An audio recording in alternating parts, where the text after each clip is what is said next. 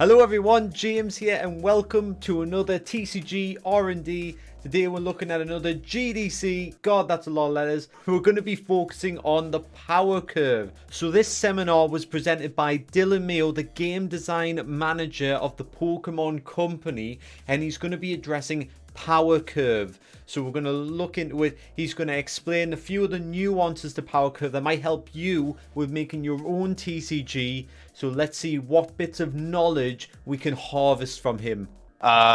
Give you a quick history on me. I've been playing TCGs since they've been around with Magic's launch and been making fan efforts, including Chaos Magic, which you see some insight in that went into like the Plane Chase product that came out, and I've been professionally making trading card games since about 2000.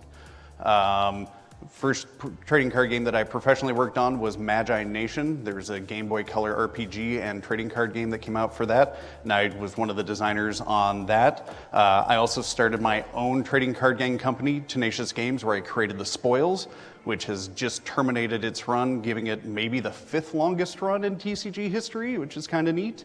After that, I went and worked on Magic, kind of on the bench. I was working on a digital push for Wizards, but I was in the pit, so I was there for drafts and what have you, did hole filling. I was not a major designer on Magic, but was there in the periphery.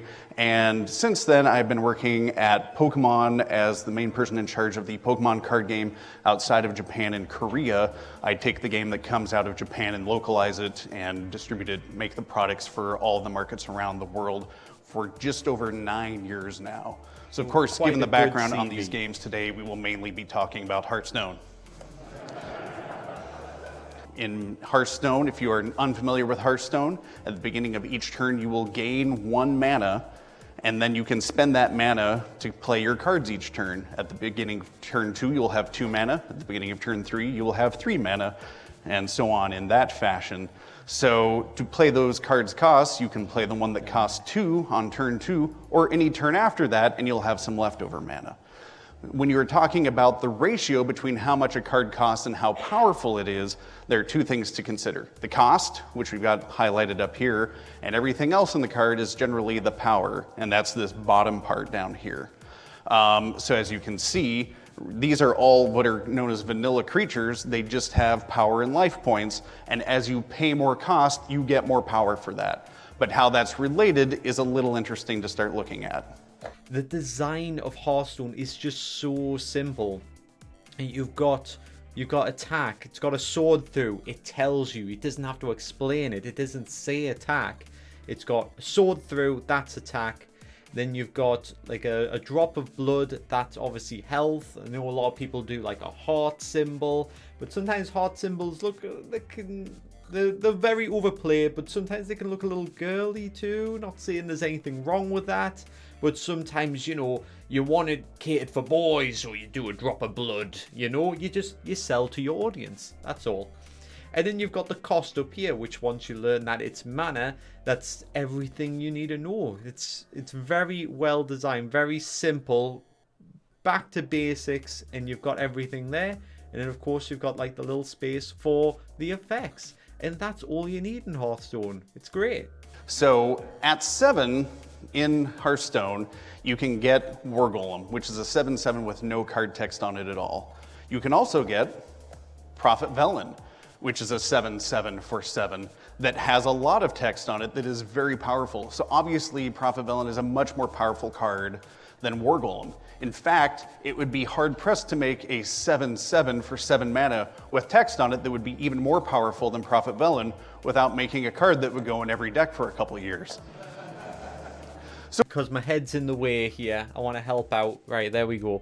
So double the damage and healing of your spells and hero power. That's a strong one. I mean, anything that just says double, normally power curve wise is incredibly strong, especially at a high level. And he's going to go into detail. Basically, the higher the level, the more it can curve, or the more you have to curve. So perhaps it has to be on a stronger card for that reason. So we can arrange these cards on power-wise on the same cost slot. We've got War Golem here. We are going to throw the line back up there. There's Prophet Velen, and here's our good friend, Dr. Boom. So these are all cost 7, but clearly do not all have the same amount of power. So even as we zoom in on 7, there's going to be a range of powers at that 7 cost. Dr. Boom, probably one of the best 7 cost cards ever made in Hearthstone. However, that card is better than Loatheb, which is probably one of the best 5 cost cards ever made in Hearthstone, and Annoyatron, which has been just ubiquitous while it was legal in the standard format in Hearthstone. And one of the easiest ways to look at that is if Dr. Boom were to block Loatheb, it would still be threatening 7 damage. So even though it has taken out that 5 cost card, it doesn't go down in its value. Plus it's got the boom bots going on. So you actually get more at 7 than just 5 plus 2. And that comes into a lot of reasons and ends up giving us what looks more like a curve. As you increase the cost, you get more power, but it isn't a linear amount of power increase. The amount of power you get at each cost point goes up a bit more.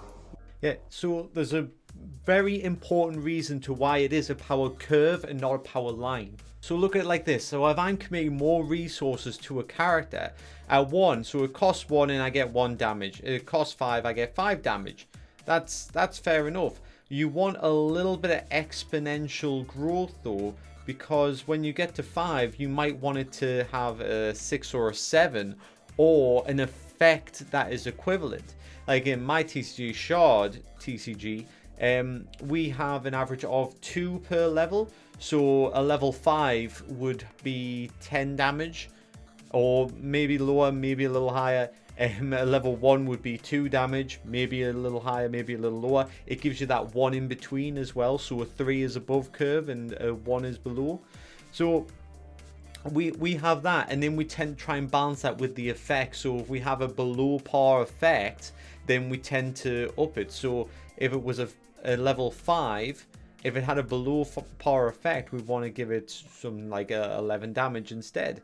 Where if it had a really good effect, we might just want to give it 9, maybe even 8, depending on the power of it. So it's about balancing that way. But you want the feeling of your players actually getting progressively stronger. So the more they invest in a character, the higher this curve, the more this starts to curve up.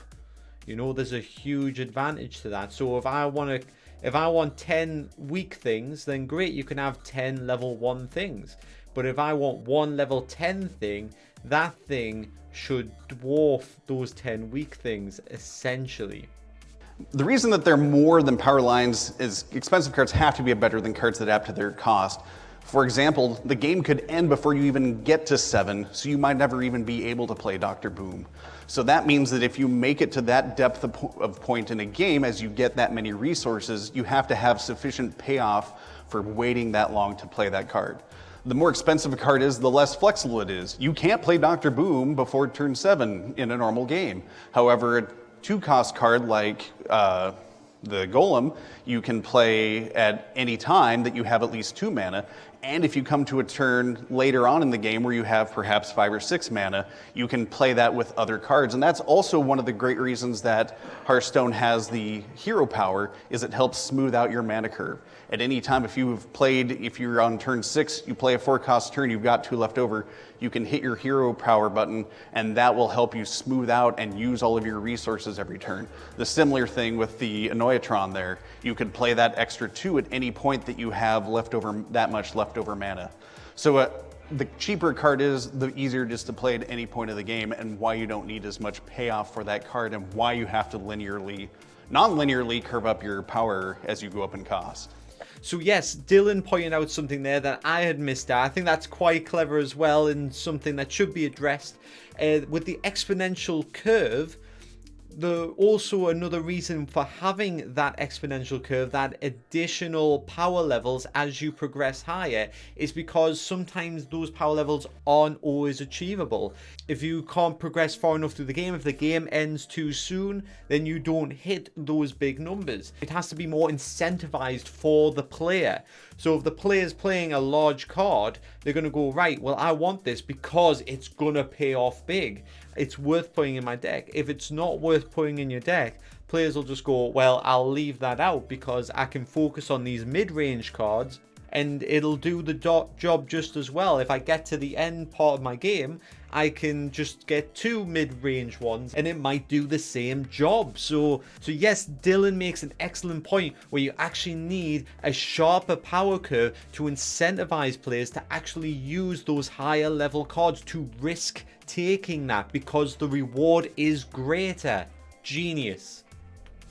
And this gets into the point of additional power at each cost. Here are 2 pretty standard cards, War Golem and River Croc.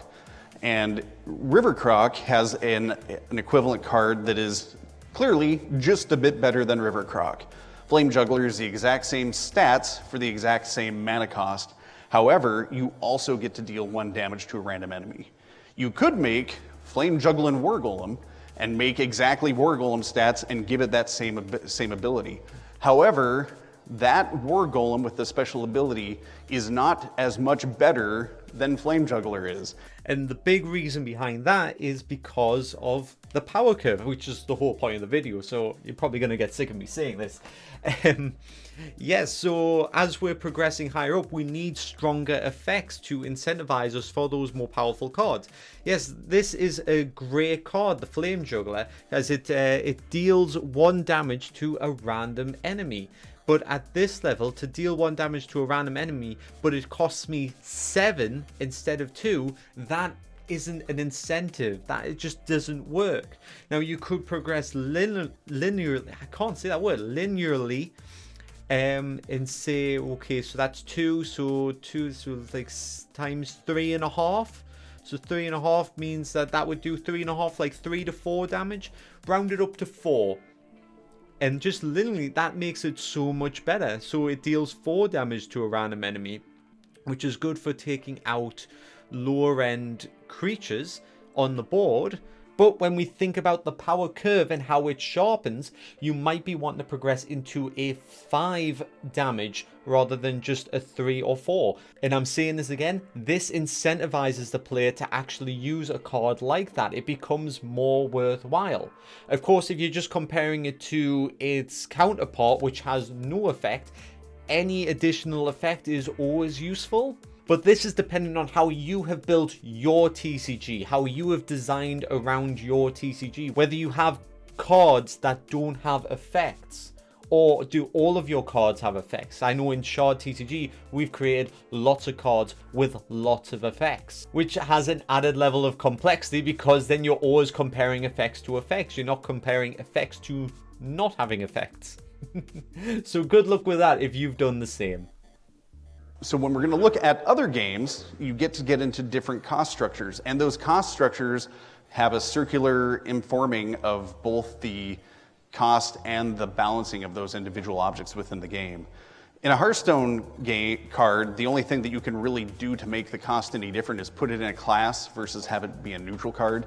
That second card, Druid of the Claw, can only be played in a Golem deck, but otherwise they just both cost 5. But when you get into Magic the Gathering, they have a far more complex mana system. If you're not familiar with it, up in that upper right corner is the cost for those 2 cards, Tidings and Sliver Queen. Both of them have a converted mana cost or total cost of 5, just like Loetheb and Druid of the Claw.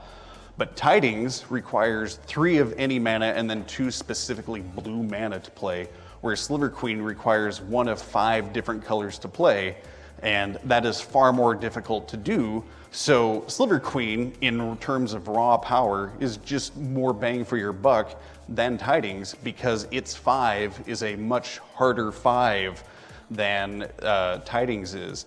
And that actually gives Magic way more granularity in their costs. Whereas at Hearthstone, everything that costs 5 costs 5.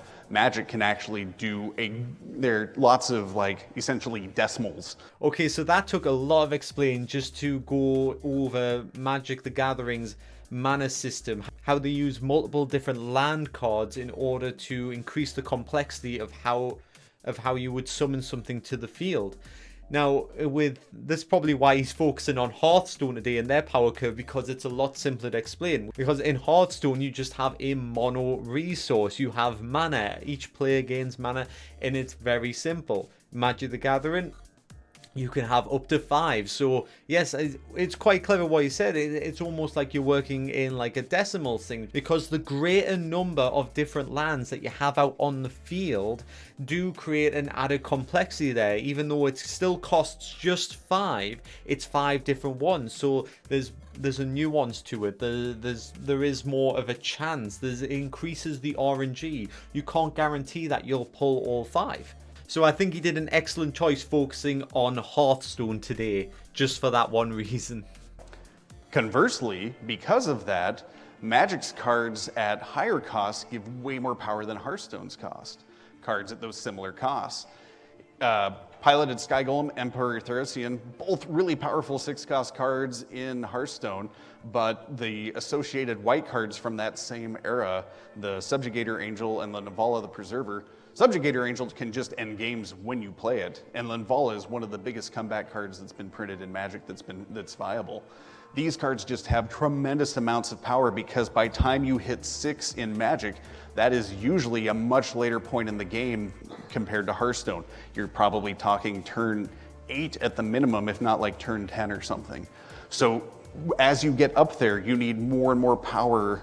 You get more and more power payoff from Magic, because they have to bribe you to bring you along to convince you to play higher cost cards, because it is hard for the game to go that long in Magic. So that gives us 2 different looking power curves, and this isn't super great here. These are not official or anything. These are basic estimates here. But Hearthstone's power curve is higher at the low end, but Magic's outpaces it pretty sharply as you go along. Well, you see, so that's on offset by Hearthstone's guarantee of 1 mana per turn, which is what he's brought up on this here. So 1 mana every turn, yes, no mana support in deck. That means you've got a more efficient deck for what you need to draw. There's no wasting cards. You don't get too many lands. And Hearthstone needs to bribe players more to play cheap cards. Yes, so with Magic, you get the 6 turn not likely to cast 6 cost cards unless you've been very lucky with your draws. Higher mana cards require more mana commitment in your deck. That's true, because you see, it's not always guaranteed that you would actually receive the mana. And Magic needs to bribe players more to play expensive cards, which is what we saw in this chart. So just to explain for anybody who's missed this, Magic's power curve goes up a lot sharper because they're not guaranteeing that sort of mana. They're not guaranteeing playing every land. So you need these stronger ones to make the game run just as quickly as Hearthstone. Hearthstone, on the other hand, does not need such a sharp power curve, because you will definitely have that much mana at the end. You can definitely play those cards. The cost in a Pokemon card is the stage. These are all basic Pokemon. These are the Pokemon that you can put directly into play: Lapras, Pikachu, and Froakie. However, as we all know, you can evolve Pokemon, and you can evolve that Pikachu into a Raichu, and that Froakie into a Frogadier, and that Frogadier can evolve even further into a Greninja. So there are these 3 points of cost in Pokemon that you can get. But then there are even more powerful cards in Pokemon called EX and GX cards. And these cards are basic, but as you can see, if you just look at the hit points on those cards in the top right corner, Darkrai and Groudon have significantly more than even the stage 2 card Greninja, and the damage that they do, if you can see next to like Mountain Rend, is much higher than what Mist Slash is doing on Greninja. And but this is offset because they've got a higher cost. I think it explains in this corner here, or that corner there. They've got a higher prize card cost, so your opponent would get to draw 2 prize cards if they defeat one, which means you're closer to actually being defeated in game if you lose one of these cards. So it comes with added risk. But that gives Pokemon a really different power curve compared to a lot of games. You get this chunky curve. There are very few points of granularity in the Pokemon power curve, and it varies up and down wildly because if you don't pay all the costs up front, you pay some of the costs on the back end. So funny that, because this looks like a similar chart that I went through with the previous video where we're addressing, it was the art of fun, the TCG, how to make your TCG fun. It was that video. I'll put it in the top up there. And how it worked was it's a progression of like thrills to lows, highs to lows.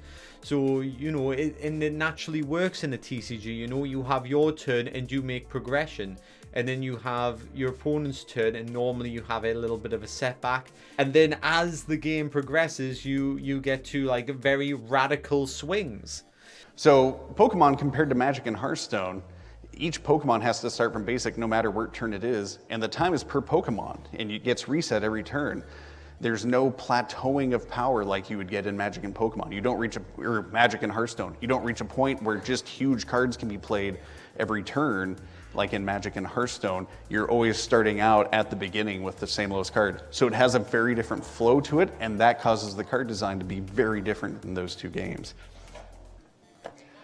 Very briefly, I'm going to talk about Clash Royale. It's a real-time strategy game, but it still has a collectible object element to it. Real-time strategy games are hard to discuss in these terms because usually it's combos, baiting, and reacting that tell you more about the card's power level in general. In StarCraft, Banelings are not something you're just going to build if you're playing Zerg, but if they've got a lot of Marines, maybe you should make a Baneling or two to start going in that direction. In Clash Royale, skeletons for one cost are not a great card. It's not going to be a central part of your strategy, but you use it to distract other cards that your opponent has played. And this gives a whole other different mana system compared to Magic, Hearthstone, or Pokemon, that really doing a power curve almost makes less sense because it is in a constant rise and fall of power. You are constantly building up a power reserve that you expend when you play those cards, thus reducing how much you have at that time, but it is constantly building, give you a rise and fall, and that happens within that. Quite good with what he was explaining there, using like the small minions situationally to target your opponent and to annoy essentially and try to hinder them in a certain ways. I think this is something that we actually struggle with Shard TCG. Because Shard is essentially so valuable, like bringing out your level 1 minions to just annoy doesn't quite work the same unless they have certain effects that pay off on destruction. This is why I think imps can come into play a bit more with this in the future, because let me explain. Sorry, in Shard TCG, imps like to be destroyed. They're like tricksters, you know, so they like to do things that seem detrimental, and that's how they get rewards. So you could be bringing out an imp deliberately to go in for a direct attack. You might get countered, but you could still do some direct damage to your opponent. It gets destroyed, but then the effect activates, and then you could get out a couple of more imps, and that's how the game progresses that way. This is something I think we need to look at and address a little bit more in Shard TCG. Perhaps using perhaps a card that can... It's very weak, but you can get 2 of them out for a shard or something like that. Maybe there's like a little bonus to it. Of course, it's still costing you 2 cards. I think there's a way of balancing that. But it's just some things that we can do to start creating that more niggling, annoying strategy that he's mentioning in this video right now. So the rest of the video is just Dylan answering some Q&A questions. I would recommend that you check out this video. I'll have it in the link in the description below. So be sure to watch the full thing, as I think it's fantastic little watch. He obviously knows a lot about it. I always find it hard to just add things. So a lot of the things I was adding was things that he was going to mention anyways. But I do think that just reacting to this video and bringing it to your attention, if you're not aware of it already, is definitely worthwhile. Like I say, go on, watch the Q&A. There are a few extra bits and bobs there. I do have a bunch more videos lined up to do some more R&D recordings, so I'll be doing them now. And I'll see you guys next time. Don't forget to like and subscribe. Goodbye.